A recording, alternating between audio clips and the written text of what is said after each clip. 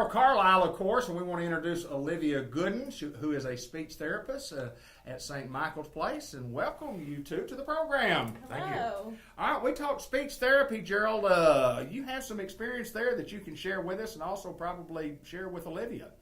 My mother was a speech therapist for about 30 years at the schools here, and it's been around me all the time. Absolutely, absolutely. And Olivia, we got to find out a little bit about you. Tell us a little bit about where you're from, where you grew up, where you graduated from, and how you got to Newport, Arkansas. All right. Well, I'm originally from Pine Bluff, Arkansas, down in the south, and I went to Watson Chapel. And I did all of my schooling in Jonesboro. So once I graduated, moved to Jonesboro, did undergraduate school there. Loved the program there. It was wonderful. The professors were great.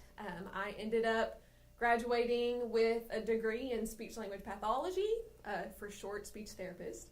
I met a man, got married, and moved to Newport. So that's how I ended up here.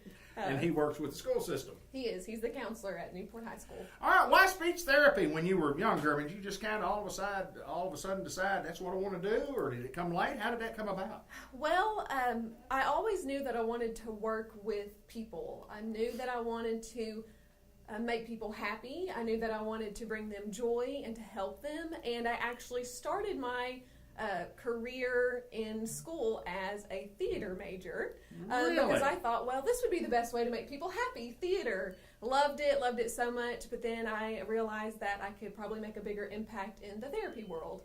And I had known some speech therapists growing up, and I just kind of talked to them and figured out, about the field and how they liked it and what they thought about it. So I ended up changing my major from theater to speech therapy, and it stuck. And I loved it. I realized real quick that I could make a huge impact on people's lives by helping them, bringing them joy by helping them and helping them to speak. And it was really fun. That's pretty cool, cool. Well, and here at St. Michael's Place, we have outpatient therapy, and that's what we're kind of have the gist of the program here, Gerald. And we have openings. We have openings to talk a little bit about that. We do outpatient and inpatient. As a matter of fact, we do all the therapies, occupational, physical, and speech. And you can come and talk with our admissions person, Jay. He can do outpatient or, like I said, inpatient. We accept most all insurances. Good. And just come see us. Tell me a little bit, Olivia, about about what you do, and you do more than just speech therapy as such. Talk a little bit about what all you do here. Yes. Well, if you bring in the full name of what we are, a speech language pathologist, the first two things I feel like are what people are most familiar with, speech and language. So speech is how you say your words, the way you pronounce your words, which is what most people equate with working with children. So yes, we do that. We would do that a lot with children. We can also do that with the older population. We do language, which is word finding, using words appropriately to get your meaning across. It is also being appropriate in different situations, just being able to communicate wants and needs, your medical needs, and those kinds of things. So that's speech and language, what most people are familiar with. Within language, we also target cognition, and that's what a lot of people don't know that we do.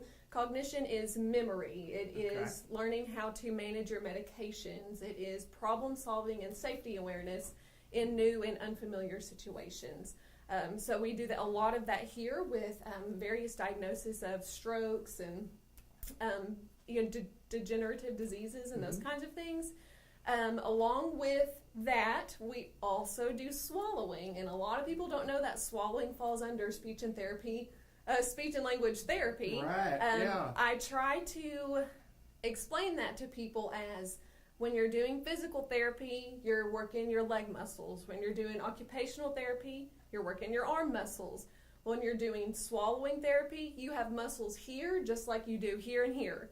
Never thought about it that way. Yeah. And so we have certain exercises and maneuvers to make these muscles stronger, to make them work better in coordination to make your swallow safe. We also have compensatory strategies.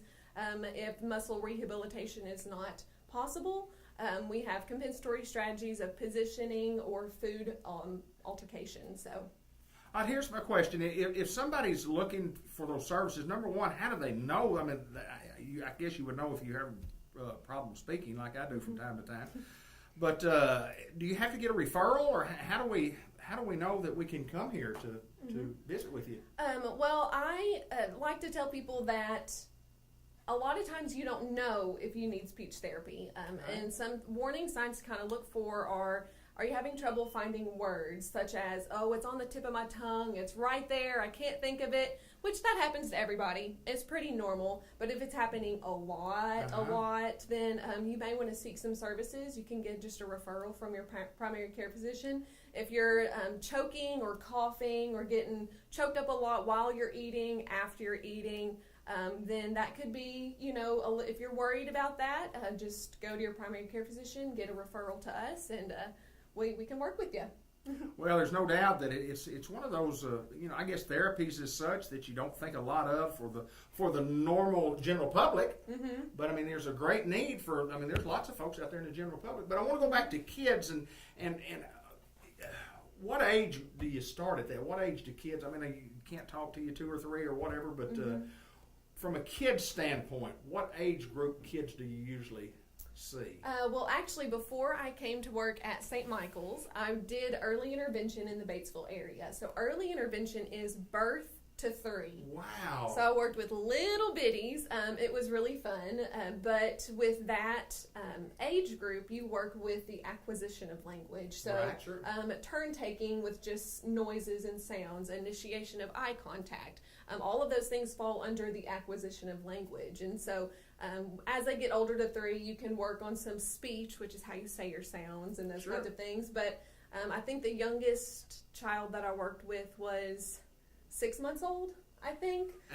So wow. you can start birth to 3, little bitties. But I also did some work in the elementary schools while I was in school. I did some at the elementary school, which is really fun as well. Jay and Gerald both told me that this is a program that's a growing program here at St. Michael's, and we certainly encourage you to, if you need our services, to give us a call or come visit with us. And we always ask for you to come visit the facility and look at all the upgrades. And there's no doubt they said they had a great addition to this department, and I guess we've done okay, my friend, haven't we, Gerald? Yes, sir, we do.